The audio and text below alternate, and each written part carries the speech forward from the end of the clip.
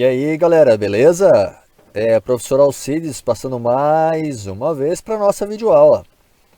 E nós vamos retomar nessa nossa nova videoaula a organização do sistema digestório. Então, só para relembrar, nós vimos as funções aí do nosso sistema digestório na última videoaula, né? Vimos a importância aí de quebrar o alimento em várias partes pequenas para que as enzimas possam ter uma maior eficiência. Vimos o papel aí da boca, dos dentes, da língua, dos tipos de dentes na digestão, né? Vimos o caminho que o alimento faz ao longo de todo o nosso processo de digestão e as principais estruturas ou glândulas anexas, né? Vimos a função das enzimas digestivas e a saliva como a primeira enzima digestiva que vai transformar grandes moléculas em moléculas menores, como por exemplo os carboidratos. Vimos a função da faringe e do esôfago e do movimento peristáltico. E vocês resolveram lá os exercícios. Teve gente que já me mandou mensagem sobre esse assunto, estava impressionado com algumas coisas. Por exemplo, teve uma aluna que me escreveu sobre a nossa epiglote, né? Impressionada aí com relação à função da epiglote, né? Bem interessante. Bom, vamos lá então.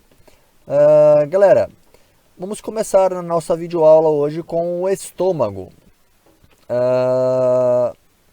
Então, este órgão que todo mundo sabe que existe, né? Todo mundo fala, não está no meu estômago, comi e foi para o meu estômago. Todo mundo conhece, fala, eu estou com dor no meu estômago. É um órgão que causa dor. Se não, cuidado, claro, né? Este órgão, ele está logo na sequência do nosso esôfago, tá? Então nós temos aí no caminho do alimento a boca, a faringe, o esôfago e aí então o estômago. O estômago, gente, na história de todos os mamíferos, digamos assim, que nós somos mamíferos, né? Ele tem várias formas e todas essas formas são alongamentos de uma musculatura. Músculo, como nós vimos na última aula, né? Todo o trajeto do alimento ele é revestido de músculos que fazem o movimento peristáltico. E o músculo se alongou aqui nessa região para algumas coisas, algumas funções. E quais são essas funções? Primeiro, essa porção aí do sistema digestório, ela produz um líquido que é chamado de suco gástrico, que é composto de ácido clorídrico.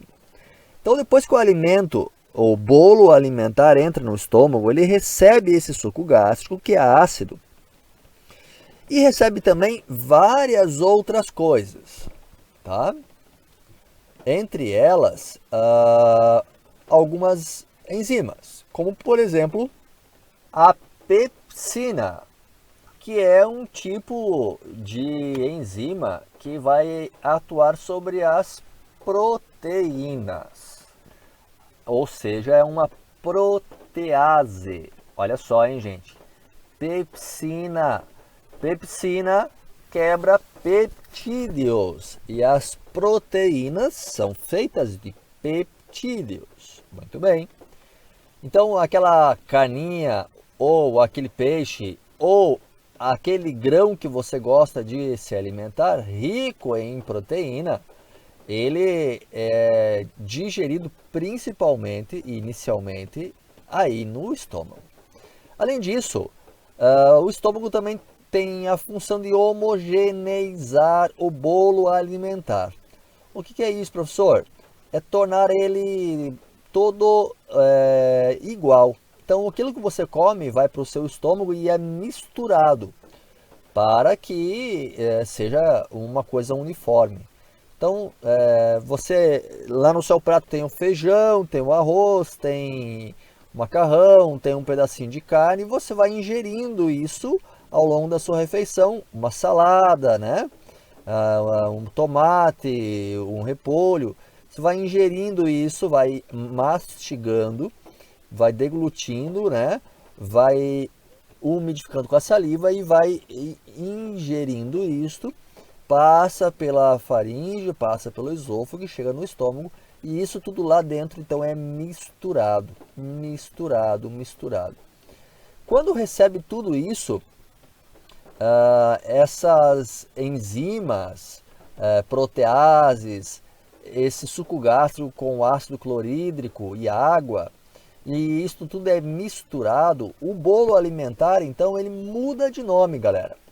Tá? Olha aí, ó, isso aqui é destacável, digamos assim. Ele passa a se chamar não mais de bolo alimentar, mas agora de quimo. Q-U-I-M-O. Quimo. E então ele segue o seu caminho. Gente, olha só, as estruturas do nosso estômago, né? Nós temos ali então o esôfago, né? Ele termina aqui no piloro, nessa região aqui, ó, que é chamada de cárdia, tem uma válvulazinha chamada de piloro que fecha a entrada do esôfago. Quando você engole, o alimento desce, o piloro abre e o alimento desce para o estômago. Essa parte superior aqui do estômago é chamada de fundo. E aqui é o corpo estomacal, tá? Aqui está o corpo, ó, beleza? Corpo estomacal. E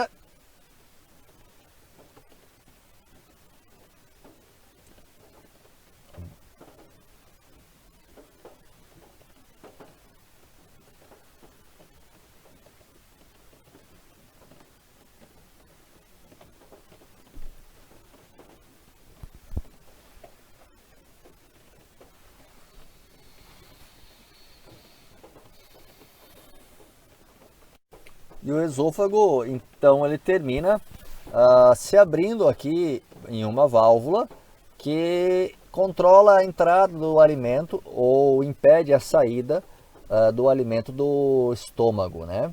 E o estômago, então, é dividido em duas partes, basicamente, o fundo e o corpo. Então, o alimento fica aqui dentro, ele vai sendo movido pela ação muscular e recebendo suco gástrico e enzimas digestivas.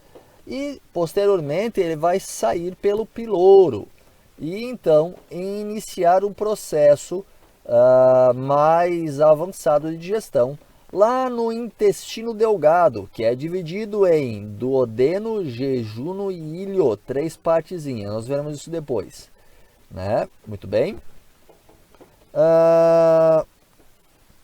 Falando em intestino, nós temos basicamente algumas funções para o intestino. Primeiro, nosso intestino ele é dividido em duas partes. O delgado, que é esse róseo aqui, ó, ele é bem comprido e está enrolado aqui na parte interna do intestino grosso, que é este marronzinho aqui. Talvez as meninas digam que isso é vermelho, salmão, não sei. Chamo de marrom, tá bom? A função do intestino. O intestino delgado, galera, eles possuem a função de produzir enzimas digestivas também, várias enzimas. Todas as enzimas são chamadas de suco entérico, ok? Suco entérico é um conjunto de enzimas produzidas pelo intestino delgado. Também tem a função, os intestinos, de absorver água e nutrientes, ok?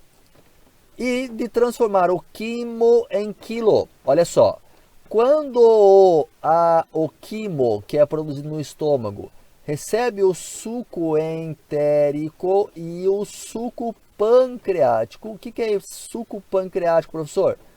É aquele conjunto de enzimas produzidas pelo pâncreas, que é colocado também no intestino delgado, no duodeno, certo? O quimo deixa de ser quimo e começa a ser chamada de quilo. Q-U-I-L-O, quilo, quilo. E ele segue o seu caminho no intestino delgado. E depois, lá no intestino grosso, quando a água é retirada, então, deste quilo, e os nutrientes também, sobra apenas o bolo fecal, lá no finalzinho do intestino grosso, beleza? Mas nós temos as glândulas anexas que nós vimos anteriormente, né? Nós temos, ou apêndices também, né? Tem coisas que não são glândulas aqui. Nós temos o fígado, nós temos a vesícula biliar e nós temos o pâncreas. Vamos ver cada um. Olha só, a função do fígado no processo digestório é produzir a bile. A bile, gente, é um líquido esverdeado. E essa bile ela vai ser armazenada dentro da vesícula biliar. Olha que legal.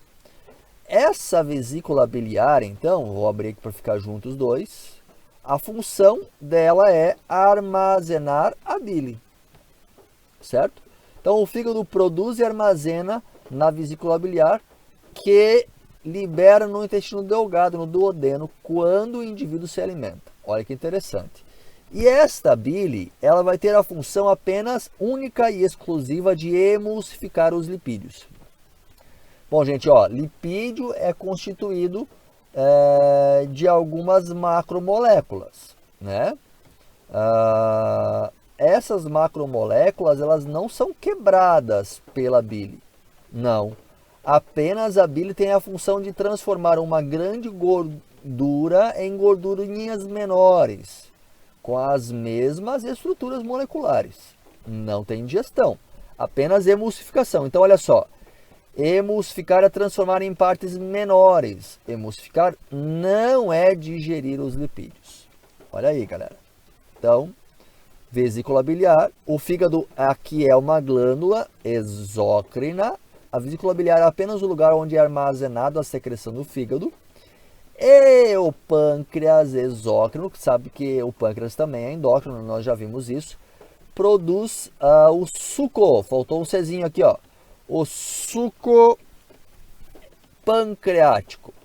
O suco pancreático tem a amilase, a protease e a lipase. A amilase é responsável por continuar a quebra de amido que inicia lá na boca, na saliva que eu falei na última aula. A protease, olha aí, mais uma, tem a estomacal e esta que é pancreática. É encarregada de continuar a quebra de proteínas e dos peptídeos que iniciou no estômago. E a lipase, agora sim, gente, ó, a lipase, relacionada à digestão de lipídios, gordura, processo que será iniciado no intestino delgado, depois da ação da bile, que vai emulsificar. Se não emulsificar, a lipase não vai trabalhar direito.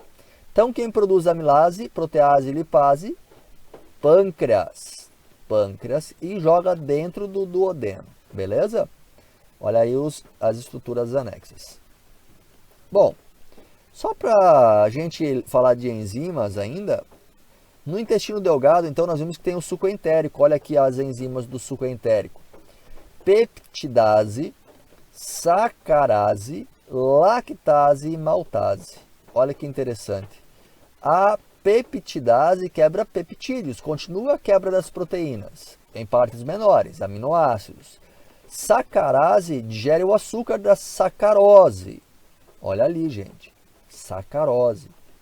Então vai quebrando isso tudo em menores partes, chamadas de glicose. Lactase atua na lactose, açúcar do leite. Então olha aí, quem é intolerante à lactose não produz a lactase. Aí você pode comprar na farmácia, ela vem tanto em comprimido quanto líquida, você adiciona no leite antes de ingerir.